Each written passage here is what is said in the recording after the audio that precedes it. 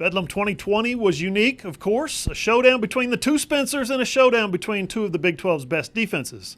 Oklahoma won big on both counts. For SI Sooners, allsooners.com, I'm John Hoover, along with Parker Thune, and tonight, the Sooners just routed Oklahoma State tonight, 41-13 at Owen Field, and it probably wasn't even that close. Frankly, Parker, this one was over early. It really was, John, and Oklahoma put to rest any doubt that they're the better team in the state of Oklahoma, quite honestly, in the first quarter of this contest. They scored on their first 3 offensive drives just right down the field every single time. It looked for all the world like this was going to become a blowout, which in the end it was, but things slowed down offensively for the Sooners after that. And then on the flip side, Oklahoma State couldn't seem to get any traction early. Chuba Hubbard never really got going. You had the interception by David Agwebu of Spencer Sanders early on that helped the Sooners jump out to that 21-0 lead. So really, Oklahoma, it almost seemed like they finished this game in the first quarter, and then all they had to do over the last 3 periods of play was just clean up. Which they didn't do in previous Big 12 games, you'll remember. So being able to finish strong was important for this team. They did it tonight against a really good Oklahoma State team. Really talented, really quality, very well coached. Oklahoma was just better tonight. The much-anticipated showdown between Spencer Rattler and Spencer Sanders just never materialized. I mean, OSU Spencer Sanders was injured early, sacked a lot, left the game, but then he came back in. Weird. I mean, somebody was saying they looked like he got hit in the head, might have suffered a concussion of some kind, but he's back in the game to finish in the fourth quarter, and you know what? Nothing happened. Spencer Rattler, meanwhile, threw for 301 yards, accounted for 5 total touchdowns.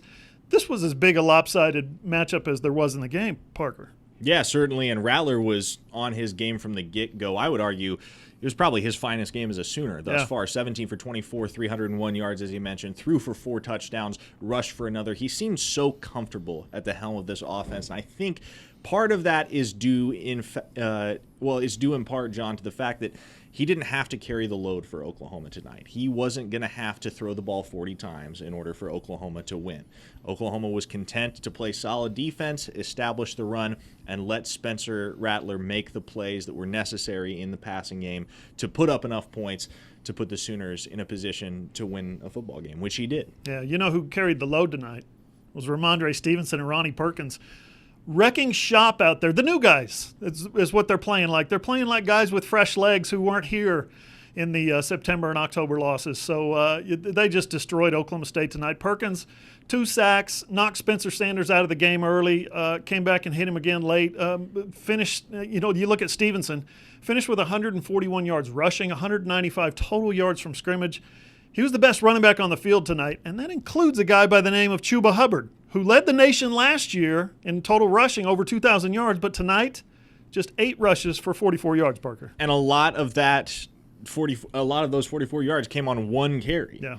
Chuba Hubbard could absolutely get nothing going against the Oklahoma defensive front, and it was kind of to be expected, right? We expected that this wasn't going to be a banner game for Hubbard, just given the state of Oklahoma State's offensive line at this point in time.